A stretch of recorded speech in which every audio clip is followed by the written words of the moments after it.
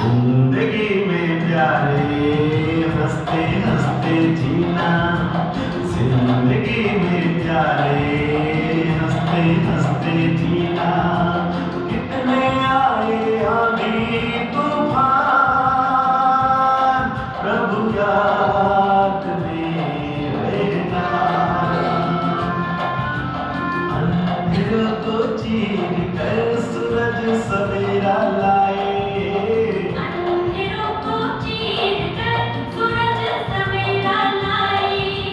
लक्ष्य गए हो सामने, ओ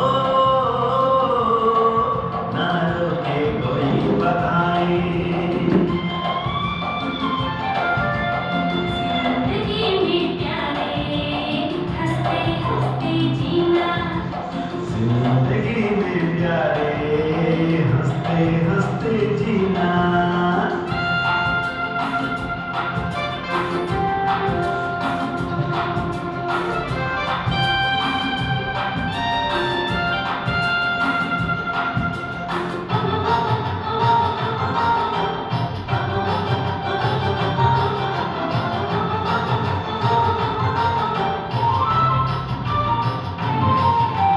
फूलों की मुस्कान को न कांटे रोक पाते हैं, बहती हुई धार को न पर्वत रोक पाते हैं। फूलों की मुस्कान को न कांटे रोक पाते हैं, बहती हुई धार को न पर्वत रोक पाते हैं। जिगर में हो दिलदा तो सफलता निश्चित पाना, सफलता निश्चित पाना, सफलता निश्चित पाना। जिंदगी में प्यारे हंसते हंसते जीना, जिंदगी में प्यारे हंसते हंसते जीना।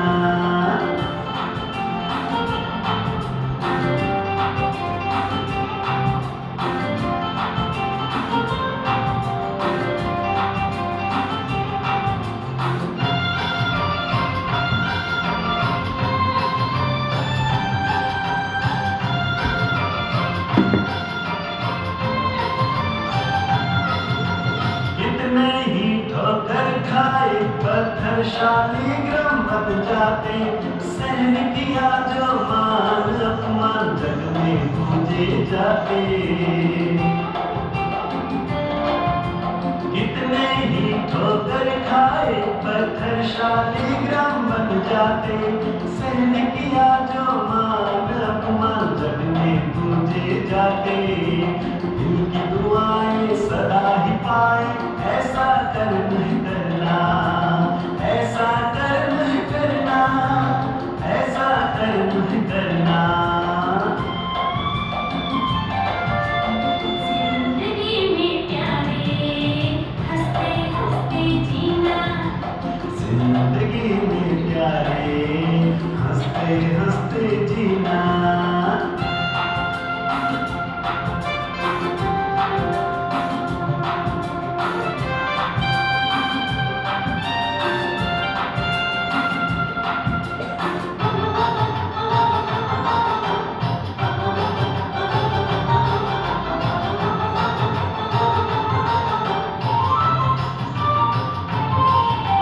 मन में गर विश्वास हो, जीवन जान मुस्काए, सबके प्यारे बन जाए, जीने में आनंद आए।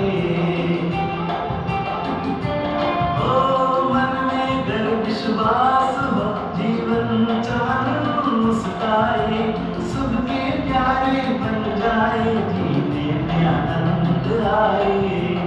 उमंग के आसमां में उड़ते उड़ाते रहना, उड़ते उड़ाते रहना, उड़ते उड़ाते रहना।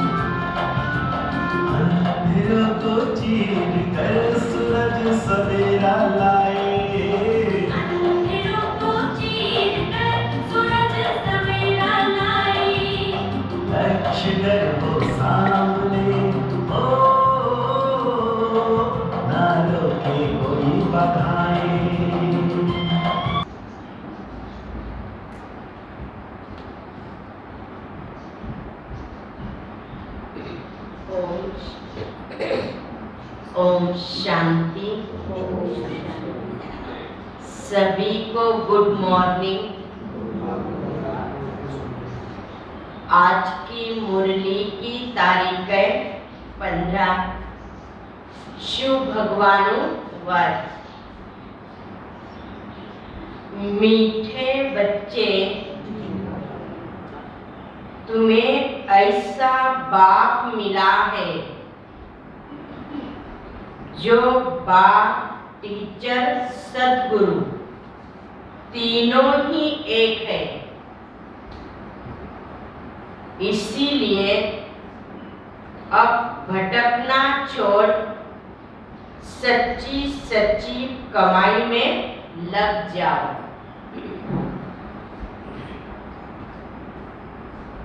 प्रश्न है, नई दुनिया में राज्य करने के लायक कौन बनते हैं? मुरली का प्रश्न है। बाबा कहते हैं कि नई दुनिया में राज्य करने के लायक कौन बनते हैं? बच्चे तो सभी है बाबा का नंबरवार पुरुषार्थ, उसमें भी लायक बच्चे कौन से हैं? तो बाबा का जवाब है, जो अभी सर्वशक्तिवान बाप से सर्व शक्तियां प्राप्त करते हैं। तुम बच्चे रूहानी वॉरियर्स हो, बाप की श्रीमत पर अपनी राजधानी स्थापन कर रहे हो। बाप तुम्हें श्रीमत देते हैं कि योग बल से तुम विजय प्राप्त करो। दूसरा प्रश्न है, किन बच्चों के हर कदम में कमाई जमा होती है? बाबा का जवाब है, जो हर कर्म श्रीमत पर करते हैं उनके हर कदम में कमाई ही कमाई है। याद में रहना भी कमाई है, सर्विस करना भी कमाई है, यज्ञ सेवा करना भी कमाई है। तो तीनों सेवा करो, बाबा ने कहा, जिसमें हमारी कमाई जमा होती जाएगी। तो सदा याद में रहो, सर्विस करो और यज्ञ सेवा करो। आज का गीत है ओम नमो शिवाय। ओम शांति।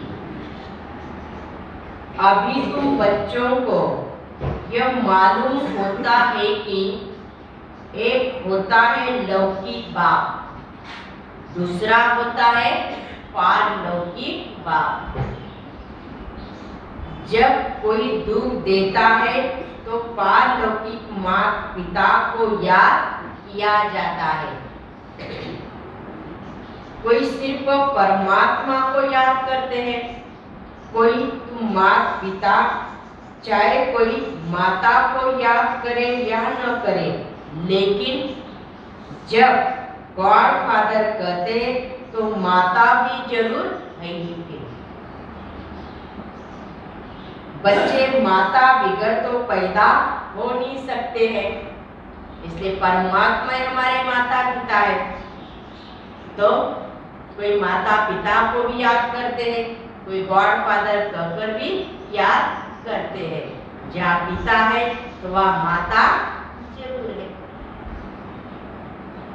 तो पारलौकिक माता पिता है ना, जिनको याद किया जाता है,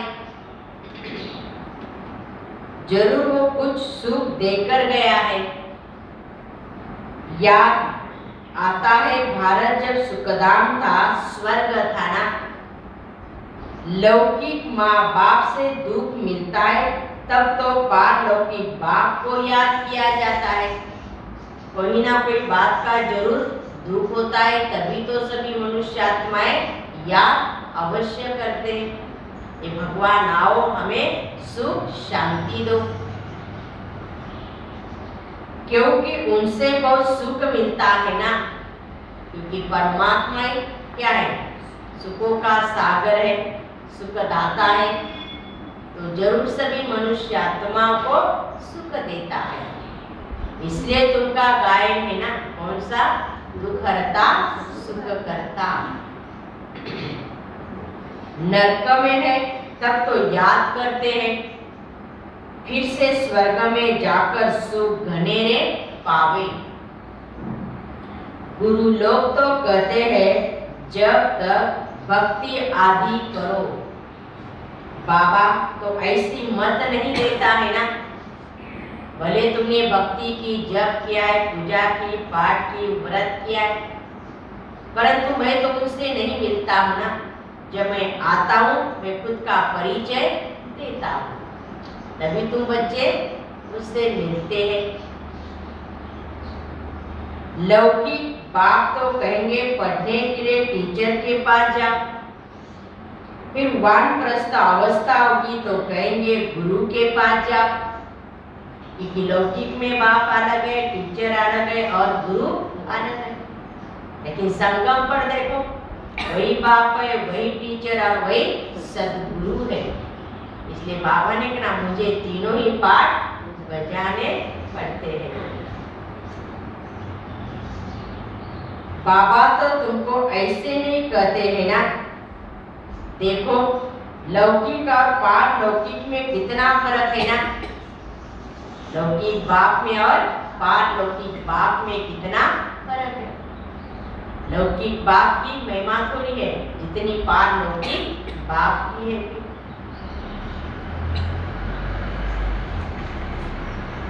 वह इतना भटकाते हैं ना, ये तो कहते मैं तुम्हारा बाप भी हूँ, टीचर भी हूँ और सदगुरु भी हूँ, तो फिर तुमको भटकाऊंगा कैसे मैं इन बातों से क्या करता हूँ, तुम्हें छुड़ाता हूँ।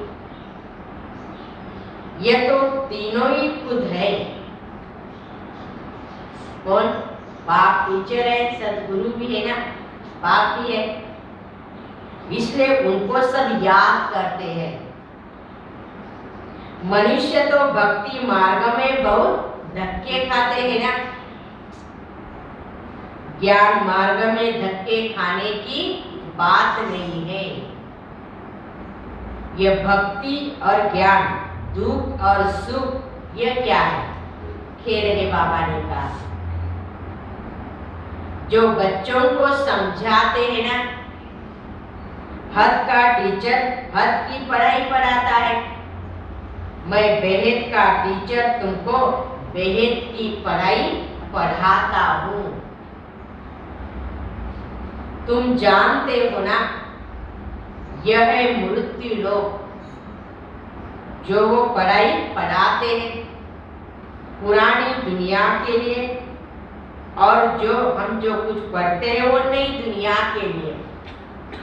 यहाँ की पढ़ाई बाबा ने क्या यहाँ के लिए है, तुम बच्चे पढ़ते हो तो नई दुनिया के लिए है। ये दुनिया दिन प्रतिदिन पुरानी होती जाती है ना, इसमें सुख कभी मिलता ही नहीं, पर मिलेगा भी तो क्षणभंगुर। बाबा ने कहा अभी अभी सुख है तो अभी अभी दुख है। दुख और सुख यह खेल कैसा बना हुआ है, यह बाप ये आकर समझाते हैं ना।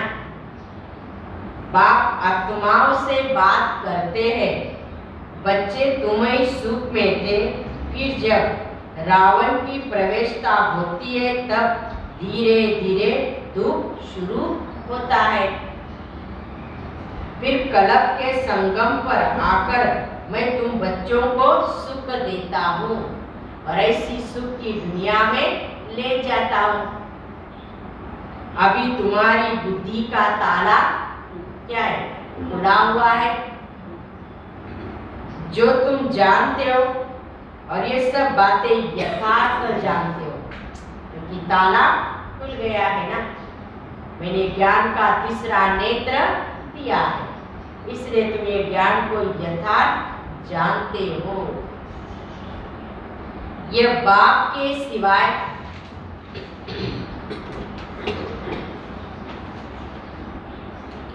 कोई सुना नहीं सकते ना। बाप या आकर तुम बच्चों को सुख देता है। अभी तुम जानते हो आत्मा क्या है, अविनाशी है ना। ये शरीर तो क्या है, बदलता रहता है, विनाशी है। परमात्मा भी अमर आत्मा है, उनका नाम है शिव। जो सभी मनुष्य आत्मा है उनका रचिता है ना कौन, शिव परमात्मा। या सब हद के क्रिएटर, बाप है बेहद का क्रिएटर। सतयुग से लेकर कलयुग तक तुमको जो बाप मिले हैं वह सब हाथ के है, और संगम पर बेहद का बाप मिला है। सतयुग में तुम्हारी प्रारब्ध है ना, वहां तुमको एक बाप और एक बच्चा मिलता है। कहा, सतयुग में। कलयुग में तो एक बाप को 8-10 बच्चे होंगे, और सतयुग में एक बच्चा एक बच्ची। प्रजापिता ब्रह्मा को देखो कितने ढेर बच्चे हैं, परंतु वह है मुख वंशावली, जो बीके बनते हैं ना। फिर सतयुग में जाकर वह देवता बनेंगे। तो लौकिक बाप, टीचर, गुरु सब हद की बातें ही सुनाते हैं। यह पारलौकिक बाप बेहद की बातें ही सुनाते हैं। नई बात बाप बच्चों के आगे ही तो बोलते हैं ना। दुनिया क्या समझे बाबा ने कहा, पर घर में रहते तुम यह नई शिक्षा प्राप्त करो। यह भगवान की पाठशाला है ना, और भगवान यहाँ कर हम बच्चों को यह पढ़ाते हैं। यह श्रीमद् भगवद गीता पाठशाला अथवा गीता ज्ञान के गीत जो तुम ही सुनते हो। ज्ञान सागर बाप ही आकर तुमको ज्ञान ज्ञानेश्वरी, राज राजेश्वरी बनाते हैं। बाप मम्मा को कहेंगे ज्ञान ज्ञानेश्वरी। यह मनुष्य का सिजरा शुरू होता है ना, सबसे बड़ा मनुष्य का ही सिजरा है बाबा ने कहा। फिर धीरे धीरे और धर्म आते रहते बाबा ने कहा।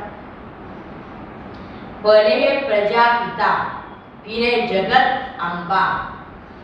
पहले पहले ब्राह्मणों की रचना रचते हैं, फिर है देवता, क्षत्रिय, वैश्य और शूद्र। जगत अम्बा का भी बड़ा मर्तबा है ना, परंतु उनको कोई जानते नहीं है। मेला भी उनका ही लगता है बाबा ने कहा, और दुनिया को पता ही नहीं कि यही जगत अम्बा फिर क्या बनती है। ढेरों के ढेर देवियों के चित्र बना दिए हैं ना। वास्तव में 8-10 भुजा वाला कोई मनुष्य होता नहीं। होगी तो कितनी होगी बाबा ने कहा, 2 भुजा होगी। विष्णु को 4 भुजा दिखा दिए है ना, 2 विष्णु की और 2 लक्ष्मी की है। परंतु बाबा ने कहा 4 भुजा दिखाइए, परंतु 4 टांगे नहीं दिखाते हैं। वो भी दिखाना चाहिए ना। यह सब है गुड़ियों का खेल। जैसे छोटे बच्चे भी खेलते हैं परंतु समझते ही नहीं ना। इसी तरह से दुनिया में भक्ति मार्ग में जो भी कुछ करे लेकिन समझ ही नहीं है बाबा ने कहा। ये सब क्या है, गुड़ियों का खेल है। कलकत्ते में बहुत देवियां बनाते, बहुत खर्चा भी करते हैं ना। खिला पिलाकर फिर जाकर डुबा देते हैं। हाँ, समय भी कितना चला जाता, पैसा भी कितना चला जाता। आखिर क्या करते, जाकर डुबा देते और देखे तो प्राप्तियां कुछ भी नहीं है। और यह समय भक्ति मार्ग। तुम जानते हो हम सो देवी देवता थे, फिर असुर बने, फिर बाप आकर सो देवी देवता बनाते हैं ना। हम ही तो ऑलराउंड पार्ट बजाते हैं, हम ही ब्राह्मण है, देवता है। हाँ, क्या है, शूद्र है, वैश्य है, बाबा ने कहा। अब ये भ्रष्टाचारी दुनिया है ना। गवर्नमेंट भी कहती है, परंतु सीधा पूछो तुम पति तो तुम मानेंगे नहीं, बिगड़ जाएंगे, बाबा ने कहा। और खुद ही मंदिर में जाकर कहते हम नीच है, पापी है, और किसी ने कहा तुम पति तो बिगड़ते हैं, मानते नहीं है। अरे तुम पति पावन को बुलाते क्यों? फिर सब बुलाते यथा राजा रानी तथा प्रजा। सन्यासी भी पवित्र है, ये भी ड्रामा में क्या है, नोन। भारत जैसा पवित्र खंड कोई होता नहीं, इसलिए इनको कहा जाता है सचखंड। फिर वही झूठ खंड बनता है ना। भारत को पावन बनाने बाप को भारत में ही तो आना पड़ता है। भारत में शिव का अवतरण होता है। सोमनाथ का मंदिर कितना भारी बनाया है, भारतवासियों ने बनाया है, जिनको बाप ने इतना साहूकार बनाया है। जिन्होंने मंदिर बनाया ना, बाबा ने कहा मैंने उनको साहूकार बनाया, और वह इधर उन्होंने मंदिरों में लगा दिया है। बाप तो या पति दुनिया और पति शरीर में आते हैं पावन बनाने, लेकिन कई बच्चे पहचानते नहीं क्योंकि साधारण है। फिर भक्ति मार्ग में तुम्हारे पास बहुत पैसा होता है तो हीरे जवाहरों के तुम मंदिर बनाते हो। सतयुग में तो अनगणित पैसा होता है, वह पैसे की गिनती नहीं, बेशुमार धन रहता है। वह चिंता भी नहीं, मेरे पास पैसा नहीं है, क्या करूं, मैं गरीब हूं। तो बाप जिनको साहूकार बनाते हैं तो वो कितना बड़ा यादगार बनाते हैं ना। जो पहले लक्ष्मी नारायण थे वही 84 जन्म भोगते हैं, नंबर 1 में वही गिरते हैं, भक्त बनते हैं ना। जो जिसने बनाया उनका यादगार बनाते हैं ना। लक्ष्मी नारायण विक्रमादित्य बने सो विक्रमी बनते, तो उन्हों का फर्ज है पहले जिसने ऐसा बनाया उनकी पूजा भी तो करनी चाहिए। तो शिव बाबा ने तो सभी को इतना ऊंचा बनाया, धनवान बनाया, तो पहले तो उनकी पूजा करेंगे। सोमनाथ का मंदिर कितना फर्स्ट क्लास था, जिन्होंने लूटा वो मर गए, जिन्होंने लूटा 17 बार सवारी की, बाबा ने कहा आज नहीं है, वो मर गए। बाकी निशानियां लगी हुई है। अब तुम जानते हो हम सब पूज्य बन रहे, फिर पुजारी बनेंगे, फिर मंदिर बनाना शुरू करेंगे ना। कब से? 5 से। सिर्फ एक मंदिर नहीं होगा, बहुत मंदिर बनाए हैं, लेकिन सबसे पहले नामी ग्रामी मंदिर है सोमनाथ का। राजा अपने घर में मंदिर बनाते हैं, जैसे घर में गुरुद्वार बनाते हैं ना, ऐसे द्वापार के राजाओं ने भी पहले अपने घर में मंदिर बनाए हैं। पहला नंबर किसने गुरुद्वार बनाया होगा, फिर भक्ति मार्ग शुरू हो जाता है। पहले अव्यभिचारी भक्ति करते, फिर व्यभिचारी करते हैं। तो यही ब्रह्मा है बाबा ने कहा। उन्होंने ही पहला मंदिर बनाया, फिर उनके पीछे और मंदिर बनते रहते हैं। आजकल तो मनुष्य अपनी पूजा करते हैं ना, उनको कहा जाता है भूत पूजा। भूत पूजा भी दुनिया में आता है। बाबा ने कहा पहले एक की पूजा होती थी, अभी तो देखो बाबा ने कहा इसकी किसकी पूजा करने लग पड़े हैं। जो आया सो चित्र बनाते रहते हैं, क्योंकि भक्ति मार्ग है ना, और उनकी पूजा करते रहते हैं। परंतु समझने की पूजा करने से हमें क्या प्राप्ति होने वाली है। आज इन्होंने की तो मुझे भी करनी है। फिर इसलिए परमात्मा ने कहा जानो तो सही आप यथार्थ किसकी पूजा करें, उसकी बायोग्राफी में उसका परिचय मालूम है आपको। अब तुम्हारे बुद्धि में सारा ज्ञान बाप संगम पर एक ही बार आकर ये नॉलेज देता है। शास्त्रों में तो अनेक अवतार लिख दिए ना, इसके लिए परमात्मा के लिए 24 अवतार, 52 अवतार, 50 अवतार। अवतार एक होता है ना, अवतरित तो आत्मा होती है, परंतु अवतार मनुष्य को नहीं कहा जाता है ना। अवतार एक ही निराकार बाप है, जिनको सारी दुनिया बुलाती है, तभी तो परमात्मा आता है इस सृष्टि पर, उनका अवतार होता है। फादर तो एक ही होगा ना, जो परम धाम में रहते, तो मदर भी चाहिए। फिर क्या मदर भी परम धाम में रहती है? नहीं। मदर फादर का प्रश्न यहाँ होता है साकारी दुनिया में। निराकारी दुनिया में तो परमात्मा है। मदर फादर को तो यह क्रिएट करना है, इसलिए बेहद बाप को याद करते हैं ना। बाबा आकर स्वर्ग की रचना करो, उनको कहा जाता है हेवनली गॉड फादर। अभी तो कितना दुख, लड़ाई, मारामारी है, इसलिए तो बुलाते हैं ना, हे गॉड फादर रहम करो, हमें बचाओ, सुख शांति दो। हे पतित पावन आओ, आकर हमें पावन बना।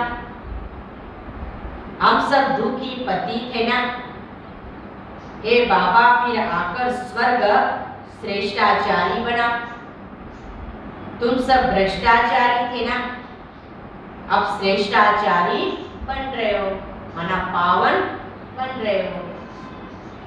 भ्रष्टाचारी को श्रेष्ठाचारी बनाना एक बाप का ही तो काम है, जो वर्ल्ड गॉड फादर है, जो विश्व का रचिता है। वही आकर तो ये नरकों को फिर स्वर्ग बना रहे हैं। वह जानते हैं सब बच्चे इस समय निधन के बन गए हैं ना, जिसका कोई माँ बाप नहीं है, उन्हों को धन का श्रेष्ठाचारी बनाना है। इसलिए तो परमात्मा को बुलाते रहते हैं ना। 10-20 मनुष्य को तो भ्रष्टाचारी श्रेष्ठाचारी नहीं बनाएंगे ना। भारत श्रेष्ठाचारी था तब देवी देवताओं का राज्य था। बाबा ने मुझे सभी को बनाना है ना, मैं एक दो को थोड़ी बना सकता हूँ, क्योंकि मैं सारा विश्व का पिता हूँ। तो सारी विश्व की आत्माओं को मुझे ही तो क्या करना पड़ेगा, हाँ, श्रेष्ठाचारी बनाना पड़ेगा, पावन बनाना पड़ेगा। अभी तो रावण का राज्य है, तो सब में 5 विकारों की प्रवेशता है। भगवान उवाच एक निराकार को ही भगवान कहा जाएगा। एक गीता को खंडन करने से सब शास्त्र खंडन हो गए हैं ना। बाप कहते मैंने तुमको जब राजयोग सिखाया था तो भारत स्वर्ग बन गया था। गीता मैंने ही सुनाई थी ना। कृष्ण को सारी दुनिया भगवान तो कह न सके और हमेशा को छोटे रूप में दिखाया है। और वो कैसे करे गीता का ज्ञान सुनाएगा और युद्ध के मैदान में युद्ध करेगा। ये बड़ी समझने की बातें हैं। हम आत्माओं का बाप तो निराकार भगवान है। बाकी यह सब ने कहा गीता का भगवान श्री कृष्ण है। कहते व्यास ने लिखा है, परंतु बाप कहते नए विश्व का रचिता ज्ञान का सागर पति पावन मैं हूँ। मुझे ही सभी आत्माएं पुकारती है ना, हे पति पावन परमात्मा आओ, आकर मुझे पावन बनाओ। तो निराकार बाप ही ब्रह्मा द्वारा पावन दुनिया की स्थापना करते हैं। पति दुनिया का विनाश। फिर जो पवित्र बनते वही सतयुग का राज्यभार प्राप्त करते हैं। तुम हो शिव शक्ति सेना। जगत अम्बा तो निमित्त बनी है ना। वो भी शिव बाबा से योग लगाए शक्ति ले रही है। कब संगम पर वो भी याद कर रही है शिव बाबा को और शिव बाबा से शक्ति ले रही है। रावण पर जीत पाने। भारत में रावण का राज्य है ना। भारत में रावण को क्या करते हैं? हर वर्ष दसरे के दिन जलाते रहते हैं, परंतु समझते नहीं रावण कौन है, रावण क्या चीज है। भारत श्रेष्ठाचारी था या कलयुग में भारत भ्रष्टाचारी बना। यही खेल है ना। भ्रष्टाचारी को श्रेष्ठाचारी और श्रेष्ठाचारी से भ्रष्टाचारी। ये चक्र फिरता रहता है ना। ये बड़ी समझने की बातें हैं। तुम बच्चे जानते हो हम सब कुछ करते हुए भारत को स्वर्ग बना रहे हैं बाप की श्रीमत पर। तुम हो रूहानी वॉरियर्स, योग बल वाले। तुम गुप्त रीति से देखो भारत को स्वर्ग बनाने की सेवा कर रहे हो। सर्वशक्तिवान बाप की मत पर अपनी राजधानी भी स्थापन कर रहे हो। बाप मत देते हैं योग बल से तुम विजय पाते हो कि मेरी याद में रहो और विजय पाते रहना है। जो भी 5 विकार है बाबा ने कहा, इन विकारों को हम कैसे विजय पाएंगे, तो ये भी बाबा बच्चों को युक्ति देता है।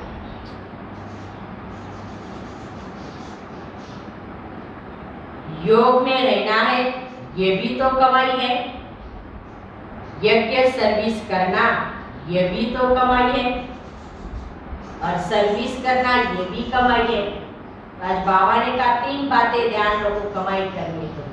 सदा बाबा की याद करनी है और यज्ञ में भी सर्विस करो बाबा ने कहा। और जो बाबा चाहता है वो भी सर्विस करनी है। धन से करो, मन से करो, धन से करो, समय भी लगाओ। बाबा ने कहा जो भी अपना समय है किसी कार्य में लगाओ। ये भी क्या है? एक सेवा है बाबा ने। अब सब चल रहे हैं मनुष्य की मत पर और तुम हो सर्वशक्तिवान बाप की मत पर। और कोई विश्व पर जीत नहीं पा सकते ना। तुम बच्चे ही बाप की श्रीमत पर क्या कर रहे हो? जीत पाते हो। ड्रामा में उनका पार्ट ही नहीं है ना वर्ल्ड पर राज्य करने का। तो विश्व पर राज्य करने का पार्ट किसका है? हम बच्चों का। जो हम हर बात से मत लेते हैं और बाप की राय पर चलते हैं। कितनी बड़ी से बड़ी और साधारण बात है। प्रदर्शनी से अभी तक इतना समझते हैं, इतना समझते नहीं, जो भी प्रजा निकलती है कि अगर एक बार समझ जाए बाबा ने कहा तो भी बाबा का बच्चा बन जाए। लेकिन बाबा ने कहा तुम बच्चों का काम है सारी दुनिया को समझाते रहना। वो भी समय आएगा, बाबा ने कहा उन्हें भी सच का पता चल जाएगा कि परमात्मा इस सृष्टि पर आया है। जिन्हों की हम भक्ति करते हैं वही हमारे माता पिता भी है। अच्छा, मीठे मीठे सिकिलदे बच्चों प्रति माता पिता बाप दादा का या प्यार और गुड मॉर्निंग। रूहानी बाप की रूहानी बच्चों को नमस्ते। हम रूहानी बच्चों की रूहानी बाप दादा को याद प्यार और नमस्ते नमस्ते नमस्ते। ओम शांति ओम शांति ओम शांति। शुक्रिया बाबा। धारणा के लिए मुख्य सार है। पहली पॉइंट है हर कर्म श्रीमत पर करना है। याद में रहकर यज्ञ सेवा कर अपनी कमाई जमा करनी है। दूसरी पॉइंट है भटकना छोड़ भविष्य नई दुनिया के लिए पढ़ाई पढ़नी है। ज्ञान को धारण कर ज्ञान ज्ञानेश्वरी राज राजेश्वरी बनना है। खुद भी बनो और सभी को बनाओ। आज का वरदान। अमृत वेले अपने मस्तक पर विजय का तिलक लगाने वाले स्वराज्य अधिकारी सो विश्व राज्य अधिकारी भव। रोज अमृत वेले अपने मस्तक पर विजय का तिलक अर्थात स्मृति का तिलक लगाओ कि विजय मेरा जन्म सिद्ध अधिकार है। मैं कलप कलप की विजयी आत्मा। भक्ति की निशानी तिलक है ना, और सुवाग की निशानी भी तिलक है। राज्य प्राप्त करने की निशानी भी रास तिलक है। कभी कोई शुभ कार्य में सफलता प्राप्त करने जाते तो जाने के पहले तिलक भी देते हैं ना। ये तिलक लगाओ तो आपको सफलता मिल जाएगी। ये तिलक ही सफलता की क्या है। आप सबको भी बाप के साथ का सुहाग है, इसलिए अविनाशी तिलक। अभी स्वराज्य के तिलकधारी बनो तो भविष्य में विश्व राज्य का तिलक मिल जाएगा। स्लोगन है ज्ञान गुण और शक्तियों का दान करना ही महादान है। ज्ञान गुण और शक्तियों का दान करना ही महादान है।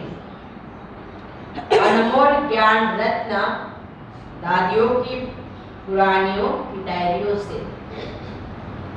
जिस समय कोई दैवी वस्तु समझता है कि मैं तन मन धन सहित यज्ञ में स्वा अर्थात अर्पण में हो चुका, उस समय उस अर्पण हुआ वस्तु में कुछ भी अपनापन नहीं रहता है।